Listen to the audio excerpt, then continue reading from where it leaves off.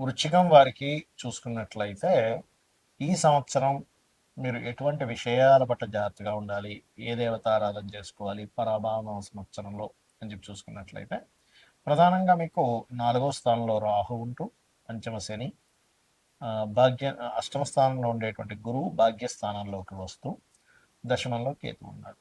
ఈ యొక్క గ్రహస్థితిని అనుసరించి మీకు ఎటువంటి ఫలితాలు జరగనున్నాయి, ఏ విషయాల పట్ల జాగ్రత్తగా ఉండాలి అనేటువంటి అంశాలు చెప్తుంది నేనైనప్పటికీ చెప్పిస్తుంది సాక్షాత్ లలిత అమ్మవారిగా భావిస్తూ ఆ లలితాంబిక అమ్మవారి యొక్క అనుగ్రహం మీకు పరిపూర్ణంగా కలగాలని మనస్ఫూర్తి కోరుకుంటూ ఇక్కడ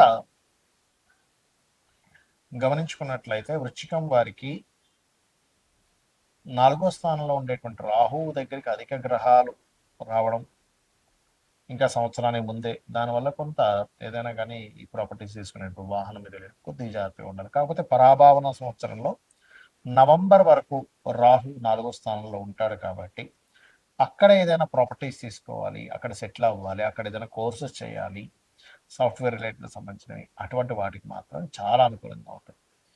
ఇక్కడ కాకపోతే మీకు పంచమ స్థానంలో శని ఉన్నందుకు కొన్ని నిర్ణయాలు తీసుకునేటప్పుడు తొందరగా తీసుకోవాల్సిన ఆలస్యం చేయడం, కొంచెం ఆలోచించి తీసుకోవాల్సిన తొందరగా తీసుకోవడం లాంటివి జరుగుతాయి.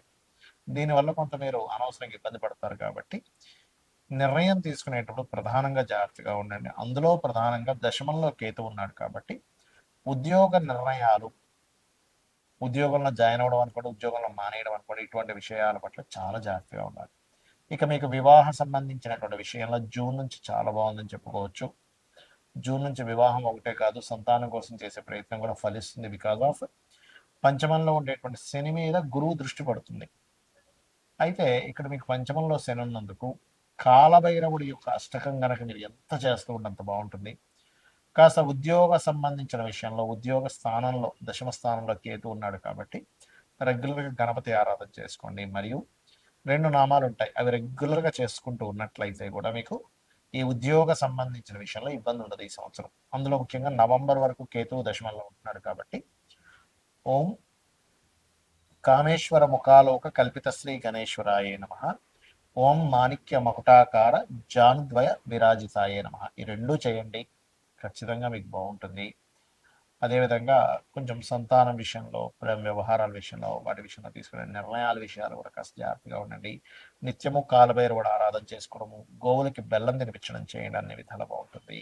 ఇక్కడ ఏంటంటే ప్రతి ఒక్కరికి కూడా సంవత్సరం మారింది, నూతన సంవత్సరం వచ్చింది, ఇక్కడ నుంచి అయినా సరే లైఫ్ బాగుంటుందా అని చెప్పి ఆశపడుతూ ఉంటారు. మనిషి అభివృద్ధి అవ్వడానికి పడేయకుండా ఆశ ఎప్పుడు కూడా తప్పు కాదు. అయితే ఇక్కడ మీరు అర్థం చేసుకోవాల్సింది ఏంటంటే ఎంతసేపు కూడా ఏలినాడు శని, సర్పదోషం ఉంది, ఇవి ఒకటే కాదు, మీ పర్సనల్ చార్ట్లో గ్రహాలు ఏ రకంగా ఉన్నాయి అంటే లగ్నం ఎలా ఉంది, లగ్నాన్ని బట్టి మీ ఎదుగుదల చెప్తుంది. మీ ధనాధిపతి ఎలా ఉన్నాడు అంటే సెకండ్ లార్డ్, సెకండ్ హౌస్ శుక్రుడి యొక్క పరిస్థితి ఎలా ఉందనేది క్లియర్గా తెలుసుకోవాలి. దాన్ని బట్టి ఏమవుతుందంటే మీకు ఎందులో ధనయోగం ఉంది, ఏ రూపంలో మీరు ప్రయత్నం చేస్తే బాగుంటుంది, ఎప్పుడు మీకు రైట్ టైం, ఇవన్నీ కూడా తెలుస్తాయి. అలాగే మీరు చేసే ప్రయత్నాలు 3వ స్థానం. మీరు ఇక్కడ ఏంటంటే వాస్తు కూడా మనకు ప్రభావం చూపిస్తుంది. జాతకం బాగుందండి, వాస్తు వాళ్ళ ఇంట్లోకి వెళ్ళానంటే ఏమవుతుందంటే కుండలో వాటర్ పోస్తున్నాము, కానీ కుండకి చిన్న చిల్లు ఉంటే ఏమవుతుంది, కింద నుంచి వెళ్ళిపోతూనే ఉంటాయి. అలాగే వాస్తు బాగోనప్పుడు ఏమవుతుందంటే మీరు ఆ ఇంట్లో ఉన్నప్పుడు మీకు ఇబ్బంది కలుగుతూ ఉంటుంది. ఇక్కడ ఏంటి, మీరు ఏ డైరెక్షన్లో ఉండే ఇల్లు తీసుకోవాలి, ఎప్పుడు మీరు ప్రాపర్టీ తీసుకొని బాగుంటుంది, అసలు మీ పేరు మీద తీసుకోవచ్చా తీసుకోకూడదా, ఇవన్నీ తెలుసుకోవాలి. ఇంట్లో దాంతోపాటు ఇంట్లో ఏదైనా బాత్రూమ్స్ కొంతమందికి తెలియక ఫైనాన్షియల్ ఎందుకు ఇబ్బంది వస్తుందంటే ఉత్తరంలో బాత్రూమ్లు ఉంటాయి, ఉత్తరంలో డార్క్ కలర్స్ ఉంటాయి, అంటే మనకి yellow, cream, red colours, pink colours ఇట్లాంటి ఉత్తరంలో ఉంటే అవాయిడ్ చేసేసి కంప్లీట్ వైట్ కలర్ లా చూసుకోండి, ఖచ్చితంగా బాగుంటుంది. అలాగే మరొక విషయం ఏంటంటే ఇక్కడ సంతాన అభివృద్ధి ఎందుకు కావట్లేదు, పంచమ స్థానం, రుణము, రోగము, శత్రుత్వం, ఇవి ఎక్కువగా ఇబ్బంది పెడుతూ ఉంటాయి. వీటికి సంబంధించిన పరిస్థితి ఏమిటి.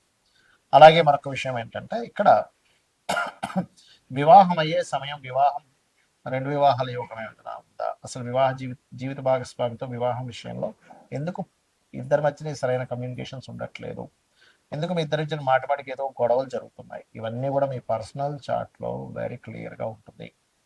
కాబట్టి ఈ యొక్క అంశాలలో మీరు కనుక ప్రయత్నం చేసినట్లయితే దాన్ని తెలుసుకొని ఖచ్చితంగా సక్సెస్ ఉంటుంది. అదేవిధంగా వివాహం తర్వాత ఉదాహరణకి వివాహం ఈ సంవత్సరం లేదు అనుకున్నప్పుడు ఆ టైం వేస్ట్ అవుతుంది. ఏ సంవత్సరం ఉందో ఆ సంవత్సరం చేసుకోండి. అలాగే విదేశాలకు వెళ్ళే యోగం ఉందా లేదా, అసలు మీకు జాబ్ సంబంధించిన విషయంలో ఎందుకు ఇబ్బంది అవుతుంది, కెరీర్లో ఎందుకు సెటిల్ లేకపోతున్నారంటే ఒక్కోసారి కొంతమందికి బిజినెస్ యోగం ఉంటుంది, అప్పుడు సెటిల్ అవ్వలేరు, అలా ఉంటుంది అనమాట. అయితే ఇక్కడ మరొక విషయం ఏంటంటే ఈ సంవత్సరం ప్రధానంగా మీరు ఈ ఆదాయము వ్యయము రాజపూజ అవమానాలు వీటికంటే కూడా ఒకటే గుర్తుపెట్టుకోండి, మీకు ఆదాయం బాగా రావాలి. ఓం సంపత్తరి సమారూఢ సింధుర బ్రజ సేవితాయ నమ అని మంత్రం చేసుకోండి. అప్పులు ఎక్కువగా ఉన్నాయి, ఓం అపర్ణాయ నమ అని మంత్రం చేసుకోండి. బిజినెస్లో ఇంప్రూవ్మెంట్స్ రావాలి, ఓం ఇంద్రగోప పరిక్షిప్త స్మరతోనా భజంగికాయ నమ. అయితే ప్రతిదీ కూడా 45 మినిట్స్ చేయండి. చాలామంది ఏం చేస్తారంటే 5 నిమిషాలు చేశానండి నాకు రిజల్ట్ రాలేదంటారు. చిన్న ఎగ్జాంపుల్ చెప్తాను. అన్నం పొయ్యి మీద కుక్కర్ పెడతాం, 20 మినిట్స్ పడుతుంది కరెక్ట్గా మీకు అది ఉడకడానికి. 5 నిమిషాల్లో నాకు ఉడకాలంటే ఉడకదు. అలాగే ప్రతి దానికి కూడా ఒక ఎనర్జీ ఫామ్ అవ్వడానికి సమయం పడుతుంది. అలా మీరు ఒక 45 నిమిషాలు కనుక చేయగలిగితే ఖచ్చితంగా దాని ప్రభావం అనేటువంటిది ఉంటుంది మీ మీద. అదేవిధంగా ఈ సంవత్సరం మనకి నవనాయకుల్లో తీసుకుంటే కూడా రాజు, మంత్రి, సేనాధిపతి, అర్ఘ్యాధిపతి ఇలా వీళ్ళు ఒక్కొక్కరు దానికి అయినందుకు గురువు రాజయ్యాడు. జూపిటర్ యొక్క పరిస్థితి బాగోలేదు. నేను గతంలో చాలా రోజుల క్రితం చెప్పాను, 2-3 నెలల క్రితం కూడా చెప్పాను గురు రాశిలో శని ఉన్నాడని. దీనివల్ల అనేకమైనటువంటి జన నష్టం ఉంది. కాబట్టి విదేశాల్లో ఉండేటువంటి వారు మరింత జాగ్రత్తగా ఉండాలి. అది యుద్ధాల వల్ల అనుకోండి, కొన్ని కొన్ని రోగాల వల్ల అనుకోండి, విశేషమైనటువంటి జన నష్టం జరగనుంది, గుర్తుపెట్టుకోండి. ఇది ఆల్రెడీ మనం మనకి ఎప్పుడు డిసెంబర్, ఫిబ్రవరి టైంలో కూడా మనం చెప్పాము.